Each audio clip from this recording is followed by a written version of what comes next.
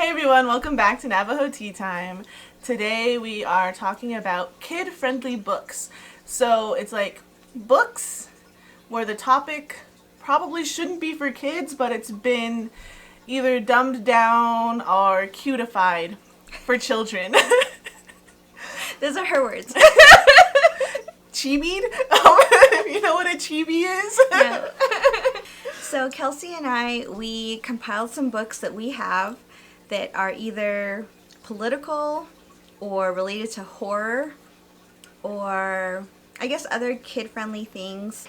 Chibi literature or chibi lit. We can go with horror first. Okay. Maybe you can show your books first. And So when I had my little one, some college friends from Illinois, shout out to you guys, they got me like this book. It's like Dracula's 1, 2, 3s. And it's so cute and adorable. It's like, here's Dracula's castle, and you count one castle, and then 2 wolves, and then like 2 friends. You know, it's basically the Dracula story, but in counting form. Like, they even have like all the heroes. That's cute. The one thing I thought was funny was like, they have tombstones here, but then they decided to go with, where is it? Boxes. Like, they couldn't say coffins. Oh my god. But yeah, so that's this one book. It's all 10 wooden stakes. No, it's 10. Just kidding. It's 10 garlic flowers. Oh wow. It's really pretty. Yeah, so they got that for her, and I like read it to her all the time, and she loves it. That's cute. I have Goodnight, Goon. It's a Petrifying parody. So I got this for my son, and it's a parody of Goodnight Moon. And it's really cute, and there's werewolves and witches and goons and ghouls and all kinds of spooky monsters, mummies and such. I super love it, and he loves this too, so I read this to him at home. So how many parents out there have some spooky horror for their kids? For all those like alt parents, you know, the metalhead parents, the punk parents, you know, like all the cool kids. Eh? You don't want to get your kids like normal 1, 2, 3 counting books. Mm-hmm. No, you have like Little Owl 1, 2, 3. Oh, that one's cute. Where it's like just a little owl. Like, they're normal animals, but like at night, so it's kind of creepy, a little bit spooky. Like, look, that. 8 little bats. That is so cute. Yeah. I love that.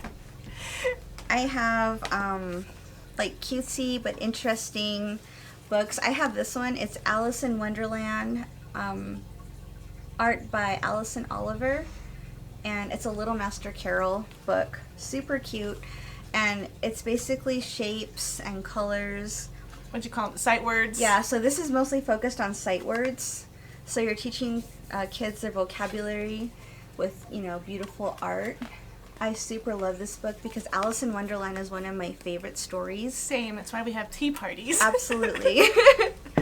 I also have The Art of Shape. So this is a shape book, but because I'm a big connoisseur of art, there's all these different works of art that are included in here.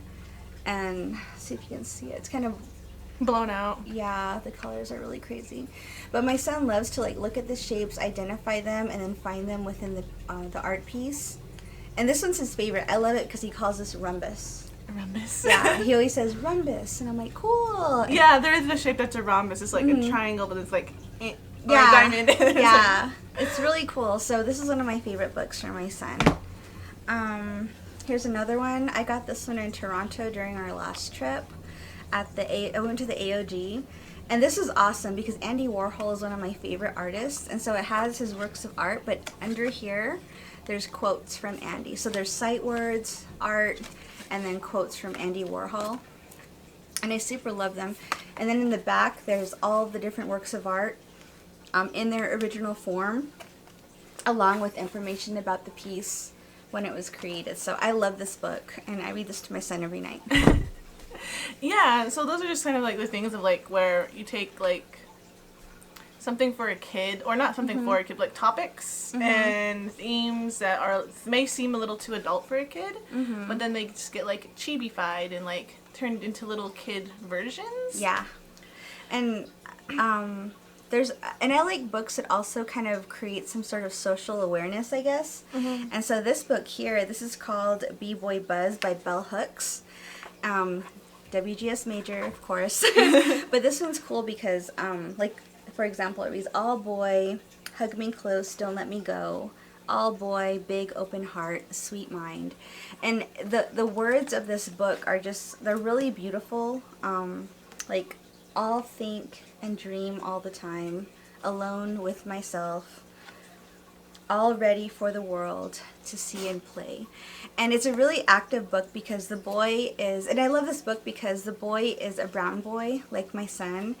He's active, and there's all these positive words about who he is as a person, you know, because as we know, a lot of boys are very rambunctious, and my son is. He's one of those boys that are very active, very, like, at the age where he's getting into everything, and it's almost like a celebration of that, you know what I mean? And I think that to celebrate children as they are in their form and to give them, I guess, things to look at that look like them is really helpful. So I like books like this too, so I have a couple of these at home that are like that.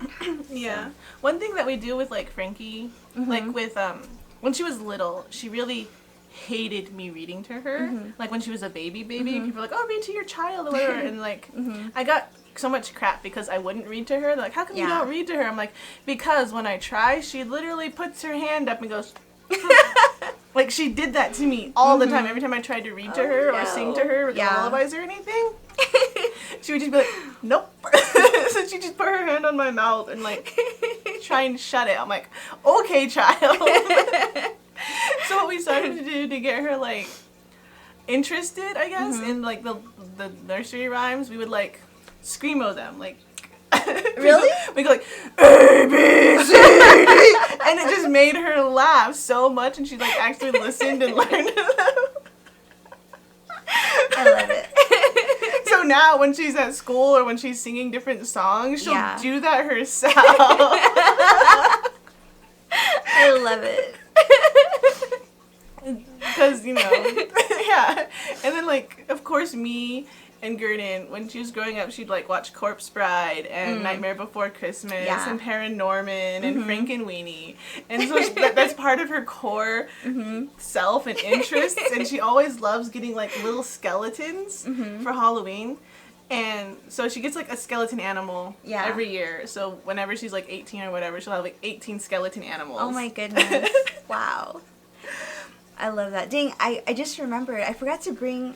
So I have a whole stack of books from Salina Bookshelf, and they're all, like, in Dinepazad or in Hopi. And they're some of them are board books, and some of them are story books, and they're the art in them it's like art from the masters. You know, we have a book that's illustrated by Shanta Begay, a book that's illustrated by Bahi Whitethorn Jr., Corey B. He's an amazing artist from Flagstaff, Arizona, and I have a whole bunch of those books I forgot to bring. I also have those board books. They're like, it's like a little native baby that the child's kind of going through the seasons or learning about family. There's like a little set of them. I have those too. And then I have Notable Native People. I forgot to bring that book. Dang it, I should have brought it. But I love that book. I got that one for the kids. And then I have Fall in Line Holden by Daniel Vanderveer. And his latest book, Horizon, So those are some books that I also have in the collection that I totally forgot to bring. But on the list, I added a couple of them that I think are a little more political. Like this one. This is A for Activist, and this is an alphabet book. So, like, it says A is for activist, advocate, abolitionist, ally, actively answering a call to action. Are you an activist? B is for banner, bobbing in the sky, billowing in the breeze because you are not shy. You know, it's super cool. C is for co-op, cooperating cultures, creative counter to corporate vultures. Oh, and cats. Can you find the cats? You know, it's like really cute, and I love this book because Is this the, what do they call it, indoctrination? That's what some people are could scared think. of? I think so, because I also put on the list Anti-Racist Baby, which I didn't purchase yet, but I'm going to. And I know this is the kind of stuff that pisses certain people off, especially right-wing people. And they'll be like, oh, that's conservative propaganda, blah, blah, No, blah. it's liberal. But, yeah, liberal propaganda. But, you know, I believe in healthy food and human life, you know what I mean? And human rights and Indigenous rights and immigrant rights. And I believe in justice. And so this book addresses all of that. And I've been reading this to my kids, all of them, since they were born. And they're all rebelling against it now. Now that they're older. That's just what happens, though, right? But look, X for Malcolm X. Yes, I love it. This is so good. This is one of my favorite books. Z for Zapatista, of course. It's so cool. Okay, so I love this book. I highly recommend it. This is going to piss some people off, but this is Communism for Kids. And the reason why I bought this book is because I wanted my kids to understand what it's about, because at the time there was a lot of rhetoric about communism and people throwing that word around and kind of attaching it to certain people, saying you're a communist or that's communist ideals, without really understanding what communism is and how it's related a lot to economics. So this kind of breaks it down and it answers a couple questions like, what is communism? What is capitalism? How did capitalism arise? What is work? What is the market? What is crisis? And then what is to be done, and then there's various trial numbers. So it walks the child through, it's like a conversation with them, and it answers certain questions about what it is. And this one is for the older kids, but it's good, you know, and the back says, once upon a time, people yearned to be free of the misery of capitalism. How could their dreams come true? This little book purposes a different kind of communism, one that is true to its ideals and free from authoritarianism, offering relief for many who have been numbered by Marxists, I don't know that word. I don't know this word. Exegesis? No, it's Exegesis. So my vocabulary is not as big as you might think. Just kidding. But this is an interesting read. It's a conversation starter more than it is an indoctrination. So there's that. And then these are two books. So there's two books that I think are really great for the kids, but I don't have them on hand right now. Or I didn't get them before I got here. So I have these two books here, and these are really good. These are usually read in high school, either in high school or college. The People's History of the United States by Howard Zinn. This was given to me by my uncle, the one, he's Biligana, and I was probably in my senior year of high school when he gave me this book, and it changed my life. But there's a version for young people. It's called, where is it? A Young People's History of the United States. So that is, I highly recommend that for kids. And then there's a young people's version of this book by Roxanne Dunbar Ortiz. It's called Indigenous People's History of the United States for Young People. So this is the adult version, but they have a young person's version, which is helpful. And oftentimes when you're reading at a college level, you're reading, the vocabulary is crazy. You know what I mean? Sometimes you don't have the vocabulary yet. So it's written in a way where a child can comprehend the message much easier. And so those are two that I wanted to recommend because I think they're really good. So yeah, you want to share the other? Oh yeah, the other thing is like, my little one, she likes science and she likes sea life. And so my mom being an ex-teacher, well, she's a teacher again now, but being a teacher, she has all these like science books lying around. And so Frankie has been really interested in octopod for a while. And they call them the wizards of the sea. And if you actually read the book and learn all this stuff, it's like, yeah, because it says like they have potions, they can go invisible, they can transform themselves, and octopus are really scary. Yeah, they are. They're awesome. They're extremely scary and awesome.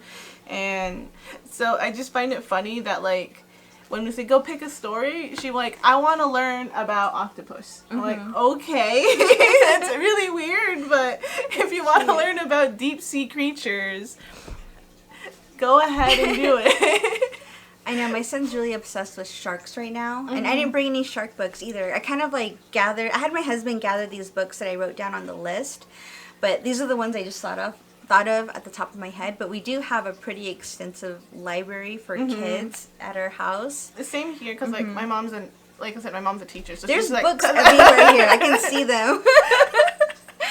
There's books everywhere. Like I don't think like. But then Frankie's not interested in all of them. Yeah. She's like, I like what I like, and I like octopus. Yeah, so those are her favorites. I know, I haven't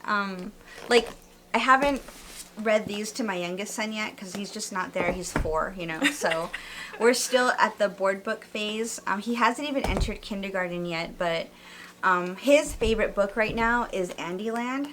He really likes this book, and he has me read this to him every night. The Art of Shapes, this is his other favorite book, and then Goodnight, Goon. My oldest son, he didn't like this book as much. I think he's not really into anything scary. He was just like, he hardly read it. But Bahi loves this book. I mean, my daughter's a little creepy bean. Like when I asked her for like, what do you want to be for Halloween? She's like, I want to be a skeleton queen. Dang. We're like, okay. I know, my son wants to be a sandwich. So this is a lot about their personalities. Well, like that's what she was last year. Like she was a skeleton queen, not just a skeleton, the queen of skeletons. Because she likes all the dead and morbid stuff, but then she also wants to wear a crown and put on pretty makeup. He was like, why not both? Like you saw her today. She was like, I'm Herbert. Dead fish. So, if you remember the vlog, we had like 2 fish remaining. Now there's only 1 fish remaining. And she was telling Adrian how the other fish was dead. And then she laid across my lap. And she's like, I'm Herbert, Mom. And she's all dressed in like orange too. So that's funny. That's her Halloween pajamas. Yeah. They glow in the dark. Really? Yeah. Dang, I want a pair of those. That's cool. Yeah, and like I think a couple years ago, my mom finally resigned. She's like, I get it, I understand. She's a creepy girl, and then so she got her this little Halloween like gift basket with like all the creepy stuff that Frankie loves. She's like, I give up. She's a creepy bean. I can't do anything about it. I'm like, thanks, Mom. Yo, thanks for accepting your grandchild. Yeah. Because like funny. Now like like I said, like we sing those ABCs like so like earlier she's like, I love you, Grandma. Dang, maybe she'll be like in a band or something and she'll be like ABC and like it'll be a mosh pit. It'll be cool, like a bunch of little kids. I don't know. She like she prefers to dance. I wish I could find a ballerina school for her. She wants to be a ballerina. Cool. Yeah. Yep. She even like one time she's like, Mom, can I be a ballerina? I'm like, you have to practice. She's like, okay. So she gets her jacket on and everything. She goes, like, I'm gonna practice ballet, and like walks outside the door. I'm like, okay. You should have her do ballet exercises. I gotta find them and figure out how to do them. Yeah, YouTube it. And I can also show you some. My roommate in college she did ballet for a number of years. Oh yeah? Yeah, so she showed me like different workouts and I used to use those because they really build your core and they make you really strong. ballet dancers are freaking strong. Oh my god. Yeah, they're like on another level. I'm sure your daughter would do great. So like another section of this topic is like, how do you like make things kid friendly, like different types of topics and metaphors? And I'm kind of veering towards this topic of like mainly people passing away and death. Oh yeah. Because like when my baby was born, my father was already gone and her her paternal grandmother was already gone.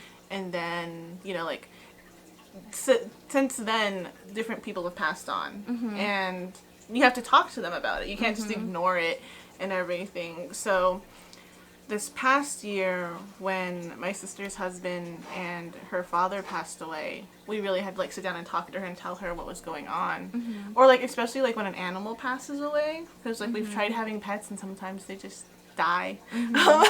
Yeah. So what we've explained to her is like their spirit leaves their body. Yeah. And so then we just put their body to rest, and their spirit's gone. Their spirit's no longer in the body, so we don't need the body anymore. Yeah. And so I think that's easier for her to understand. But I know there are like people who are very adverse to talking to their kids. Yeah. About, like, specifically death, specifically with Navajos. Mm-hmm. It's just, like, but for me, I think it was, like, really important to explain to her. Yeah. What was going on and what that means. Yeah. I mean, that's really important it's one of the, I think, more difficult lessons, the more difficult things to talk about with your kids, because it's so, if it's someone they were close to or knew well, having that person not be around anymore is really painful. And I remember being a kid and everything was so much bigger, it seemed like. You know what I mean? And so knowing that about children, that something like that is really going to take a toll on them, and being, just being aware of it, yeah, it takes a lot of care. For my kids, my two oldest, they lost their Nully when they were relatively young, and they really loved him, and he really loved them, and they had a close relationship. And so when he passed away, it was really hard for them, and they cried for him for years. You know what I mean? Like, I think the last time, I remember they were, like, really upset, and I was like, what's wrong? And they're like, we miss Nully. And I was like, oh man, you know, and all you can do is just hold them, you know. But when he passed away, it was very sudden, and their father, you know, took it very hard.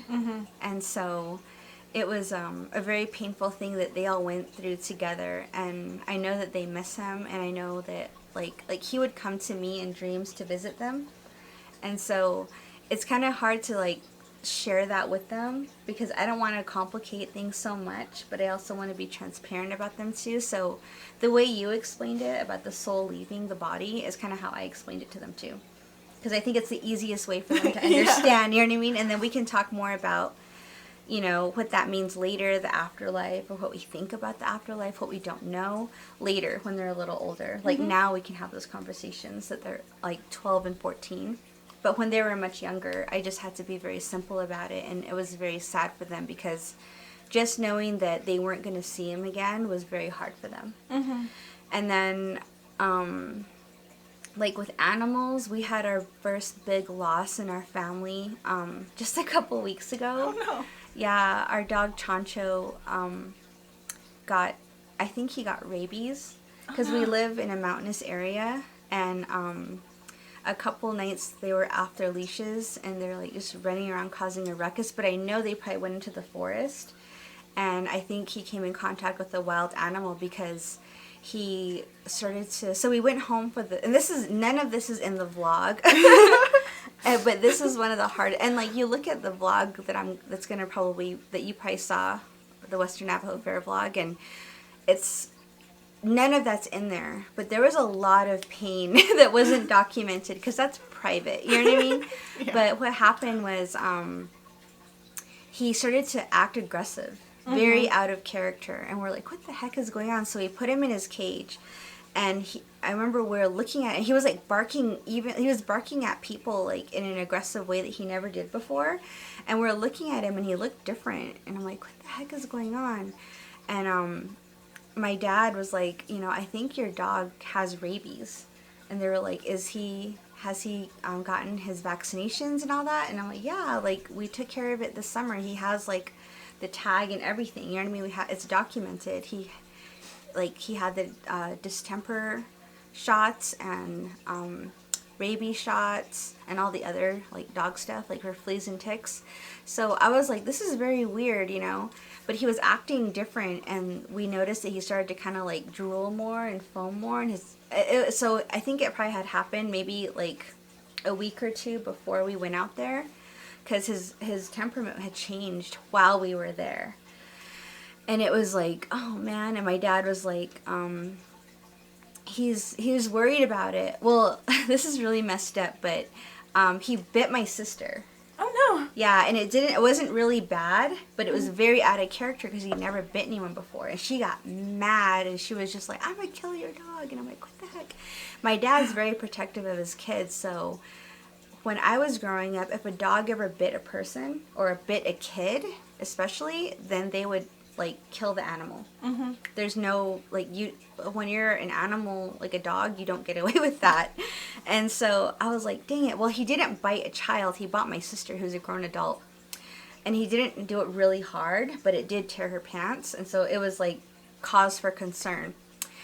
And then he was I thought it was just like I don't know. I was just like, well, what did she, maybe she did something to provoke it, you know? Because I'm awful. I'm sorry, April. Anyways, and what then did you do? And then he bit my other sister. And that was it. My dad's like, I'm sorry, but I gotta get rid of your dog. And I was like, damn it, you know? Oh, sorry. I was just like, you know, like, and so, and my sister, of course, was really mad. And she's like, I'm gonna kill your dog and I'm gonna attack you too. And I was like, oh, shoot, it probably does have rabies, you know? She's being really aggressive. She has rabies too. Oh, no. So she had to go, like, to the hospital, and she had to get, that it's like a series of shots that you have to get, and so you don't get sick. And oh, it's so messed up. It was a really bad situation.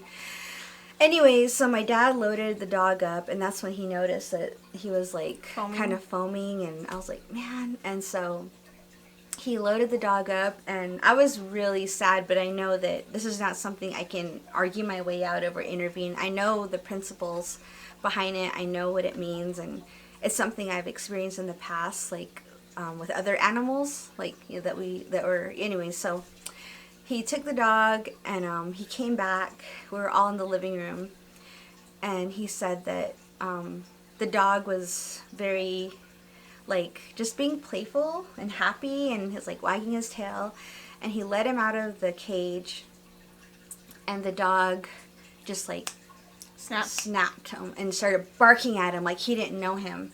And he was being really aggressive. And so my dad jumped on top of the truck bed, and the dog went after him. And he kicked it down, and he, like, you know, shot it.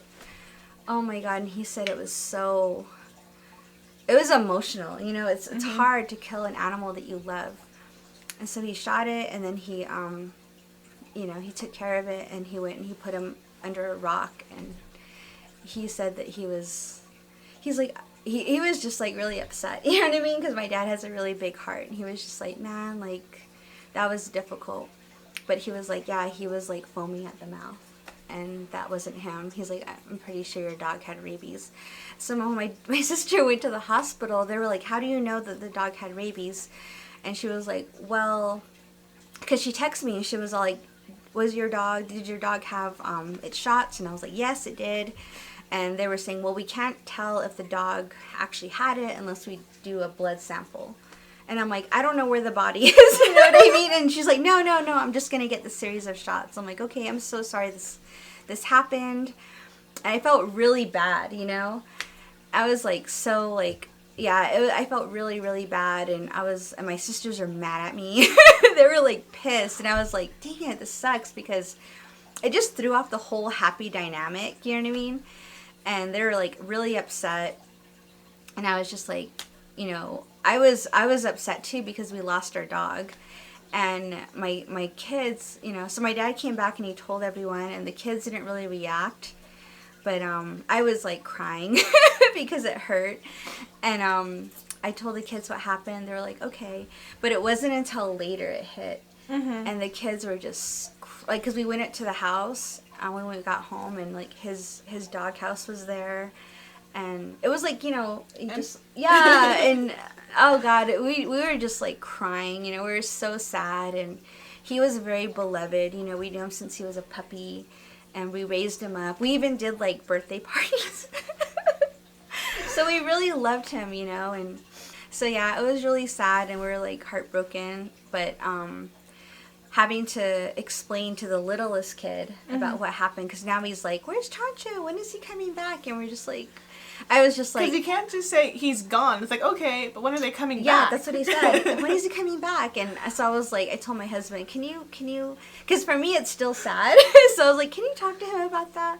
So he did, and we just have to be really gentle about how we have these conversations with little kids, because they don't really understand what death is.